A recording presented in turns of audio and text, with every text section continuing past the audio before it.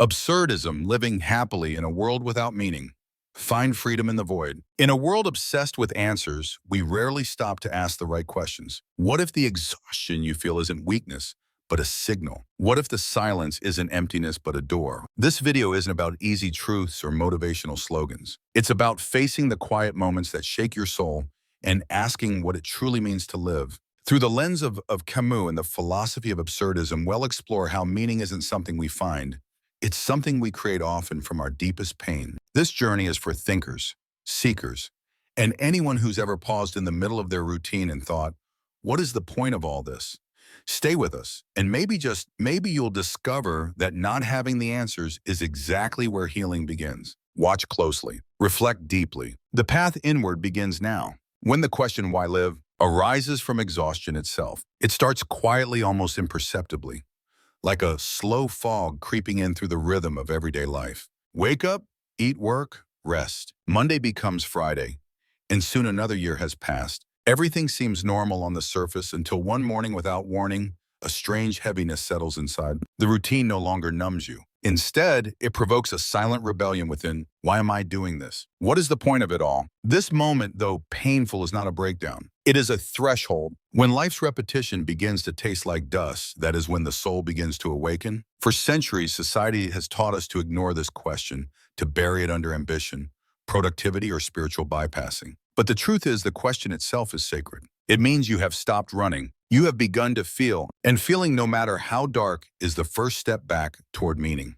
This internal crisis is not something to be feared. It is the soul's quiet demand to be heard. To recognize this moment as a psychological turning point is to reclaim your right to ask questions without shame. It is to understand that exhaustion is not a weakness, but often a mirror reflecting the truth you have long avoided. The truth that perhaps beneath all the motion, what you need is not more answers, but a new way of seeing. The collapse of religion and the doorway to nihilism opens. There was a time when the great questions of existence were answered by faith. God was the center, the purpose, the final destination. For generations, people found comfort in believing that their struggles held meaning in the eyes of a divine presence. Pain was tolerable, even noble, when it led to a promised salvation. The rituals, prayers, and sacred texts offered a structure that helped countless souls endure the chaos of life. But then came a shift. Science expanded, philosophy questioned, and doubt slowly eroded what once felt absolute. When Nietzsche declared that God is dead, he was not celebrating. He was mourning the loss of a shared spiritual compass. He foresaw what would follow, an emptiness where certainty used to be. With the foundation of belief cracked, many were left floating in a world that no longer made sense. The comfort of a divine plan was replaced by the silence of an indifferent universe. This collapse did not just unsettle religious institutions, it shook the psyche. What happens to the human heart when it can no longer lean on the idea that life has inherent purpose? In this void, nihilism thrives. The belief that nothing matters becomes a defense against pain, but also a cage. The world starts to feel cold, random, and deeply impersonal, and yet buried beneath this collapse is a hidden invitation to no longer outsource meaning to something beyond yourself. To begin, perhaps, for the first time, the journey inward.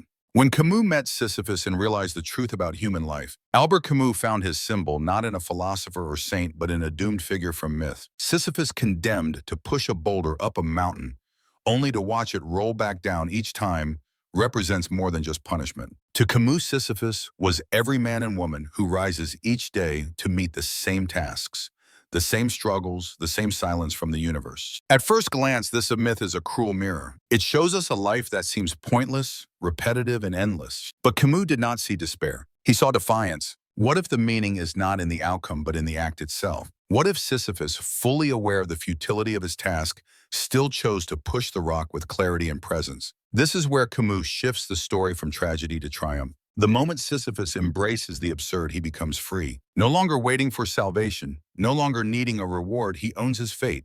In this act of conscious rebellion, meaning is born not from the universe, but from the self. Camus invites us to imagine Sisyphus happy not because his task changed, but because his relationship to it did. This idea is not fantasy. It is a deep psychological truth. When we stop expecting life to give us purpose, we create space to bring purpose into life. Each act, no matter how repetitive or small, becomes sacred when done with full awareness. In the face of absurdity, we are not powerless. We are artists. And the life we live, no matter how unfinished or imperfect, is the canvas where meaning is shaped. How do humans react to the meaninglessness of life? When confronted with the terrifying possibility that life has no ultimate meaning, people respond in very different ways. For some, the thought is too heavy to bear. They seek immediate escape.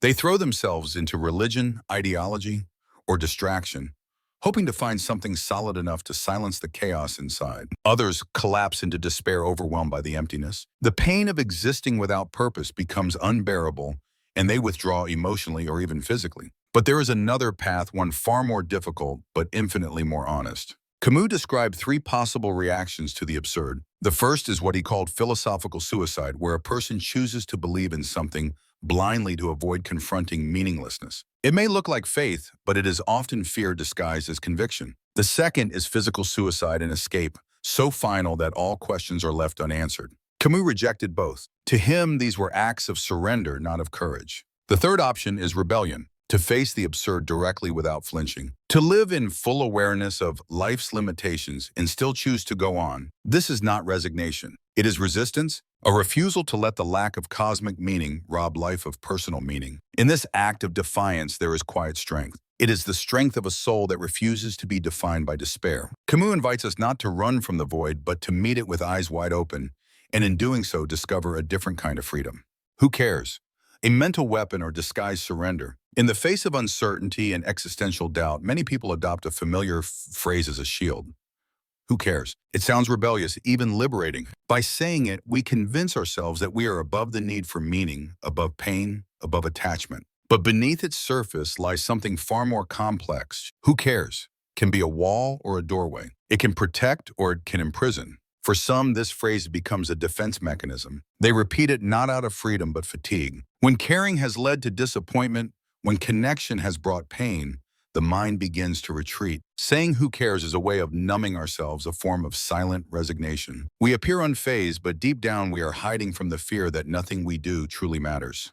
But Camus offered another way of seeing it. He did not suggest we stop caring. He suggested we stop needing life to offer meaning in return for our efforts. Who cares in this light becomes an act of inner freedom. It no longer means detachment. It means not being owned by outcomes. It means doing what matters to you regardless of recognition, validation, or success. In this form, it is not surrender, it is strength. Used with awareness, who cares becomes a powerful mental tool. It silences the pressure to perform, to impress, to please. It frees you to live more fully, to act more honestly, and to choose without fear. But used without awareness, it can quietly destroy connection, empathy, and the desire to grow. The question is not whether you care, but how and why you choose to. That difference makes all the difference. No need to seek meaning. Create it from your very own wounds. The modern world constantly urges us to find meaning in work, in love, in success. We are taught to believe that meaning is something waiting for us out there, something to be discovered, like treasure. But what if meaning is not found? What if it is made piece by piece through the very struggles we try to avoid? The search for meaning can become a trap when we expect it to arrive already shaped, clear, and comforting. But real meaning is often born from confusion, pain, and even failure. Camus believed that in an absurd world where no ultimate answer is guaranteed, we must become the creators of meaning. This is not a call to fantasy, but to courage. Instead of looking for the perfect purpose, we are invited to shape purpose out of our own life story, not despite our wounds, but because of them. It is through what we have endured that our insight deepens, our compassion grows, and our values become real. To create meaning from your wounds is not to glorify suffering, but to recognize its transformative power. The heartbreak there's lost, the quiet battles you carry have not been meaningless. They are the raw material from which wisdom can be shaped. By honoring what hurt you, you reclaim authorship of your experience. You stop being a passive character in a cruel narrative and instead become the writer of a deeper truth. In this act of reclaiming, you begin to see life differently. The past no longer defines you. The emptiness no longer terrifies you. What once felt like a dead end becomes the place where something honest can begin. 3 essential principles to help you stand firm in a meaningless world. In the face of absurdity, Albert Camus did not offer comfort. He offered clarity. He did not pretend that life had answers, but insisted that we could still live with strength, dignity, and passion. He outlined 3 guiding principles that help us stay grounded in a world that offers no guarantees. These principles are not distant ideas. They are practical, human, and deeply personal. The first is freedom. When the world no longer dictates a fixed purpose, You are free to define your own. This freedom is not easy. It demands responsibility. You must choose how to live, what to value, and who to become. But in that choice lies your power. To live freely is to stop waiting for permission. It is to begin shaping your existence as an act of creation, not reaction. The second is revolt. Not the loud political kind, but the quiet inner revolt of refusing to be broken. It is waking up each day and continuing even when nothing makes sense. It is the rebellion of showing up fully loving, deeply creating meaning even in small moments. It is the refusal to give in to despair, even when despair feels justified. The third is passion. Camus believed in living with intensity, not for reward, but for the richness of experience itself. To love, to lose, to feel joy or pain fully, these are not distractions from meaning. They are where meaning lives. To engage life passionately is to acknowledge that even in a silent universe, your voice still matters. These three principles, freedom, revolt, and passion, are not escapes from absurdity. They are ways of living within it with courage and grace. Camus, the man who survived adversity with compassion. Albert Camus did not write from a distant tower of theory. He wrote from the dust of real life. Born into poverty in Algeria, raised by a nearly silent mother after his father died in war, Camus knew hardship early. He faced tuberculosis in his youth, a disease that made him confront mortality while still learning how to live. But instead of closing his heart, he allowed these wounds to shape his vision. Camus became a voice for those silenced by injustice. During World War II, he joined the resistance against fascism, not with weapons, but with words. Through his writings, he stood for dignity, for truth, for life, lived honestly in the face of absurdity. He never claimed to have the answers. What he offered was a mirror reflecting back the silent courage of those who suffer yet endure. His characters are not heroes in the traditional sense. They are ordinary people in impossible situations trying to hold on to meaning where none is given. In The Stranger Meursault faces death without illusion. In The Plague, people battle a silent enemy with nothing but stubborn hope. These stories are not about victory, but about integrity, about the quiet strength it takes to remain human when the world offers no comfort.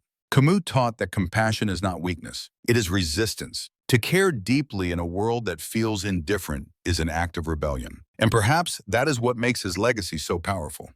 Not just his philosophy, but the way he lived it.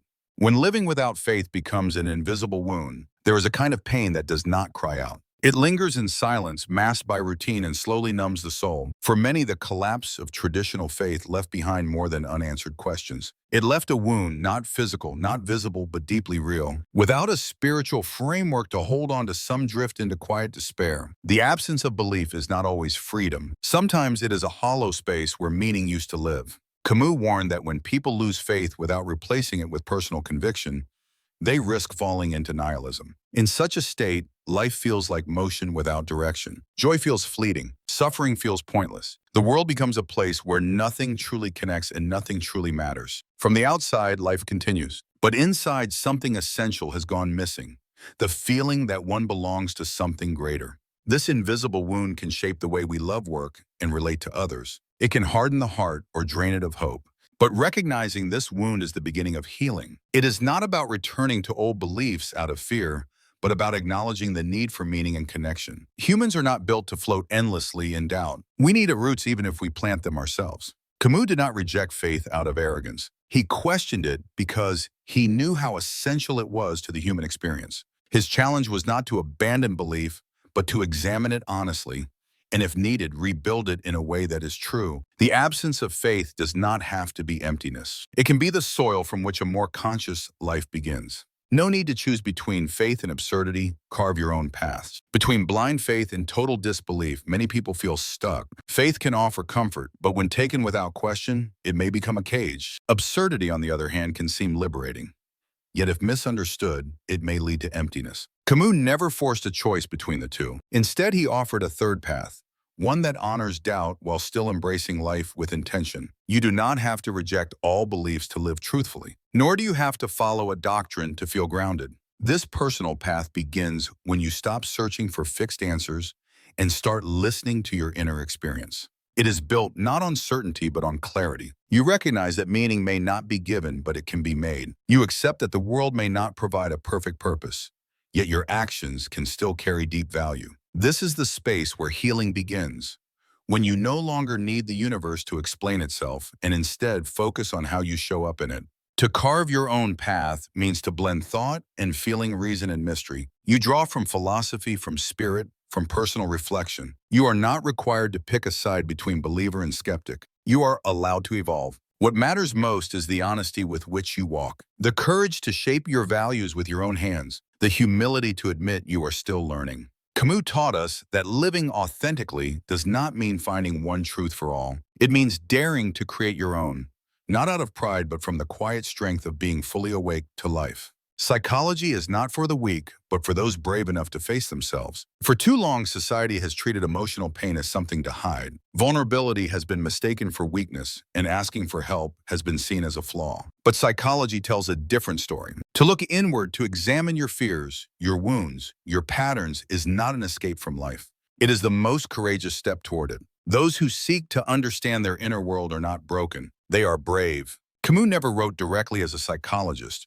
but his work reflects deep psychological insight. He understood that suffering shapes identity, that the absence of meaning can lead to despair unless it is faced honestly. In this way, psychology and philosophy meet, both asking the same essential question: how do we live with what we cannot control? Going to therapy, reading about the mind, or simply allowing yourself to feel what you've buried are not signs of failure. They are signs of growth. We do not heal by ignoring what hurts. We heal by turning toward it, by learning its language, by understanding what it wants to teach us. Every emotion, even the darkest, carries information. Every thought, even the most irrational, has a root. The true strength of psychology is not in fixing people, but in guiding them back to themselves. In a noisy world that urges constant performance, psychology gives us permission to pause, to reflect, and to remember that we are not machines. We are human. To know yourself is not weakness. It is the foundation of any real transformation. Inner awakening. When you stop searching, you begin to truly see yourself.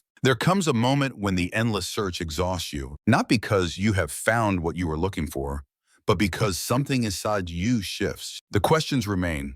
The world is still uncertain, but your gaze begins to turn inward. You stop chasing meaning as if it were a prize outside yourself. You start listening, and in that silence, something ancient stirs, not an answer, but a presence.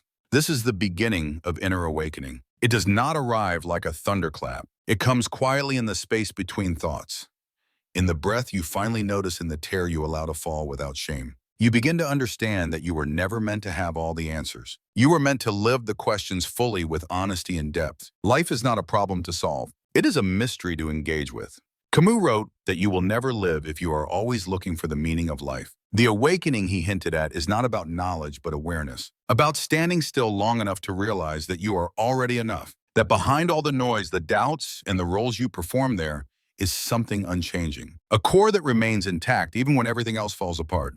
To awaken is not to escape life. It is to return to it with open eyes. With a heart no longer guarded but present. With a mind not obsessed with control but curious. You stop needing to prove anything. You simply begin to live, fully, courageously, and in alignment with your own truth. Life does not always give us answers, but it always offers us the chance to live truthfully, to choose, and to create meaning from what is incomplete.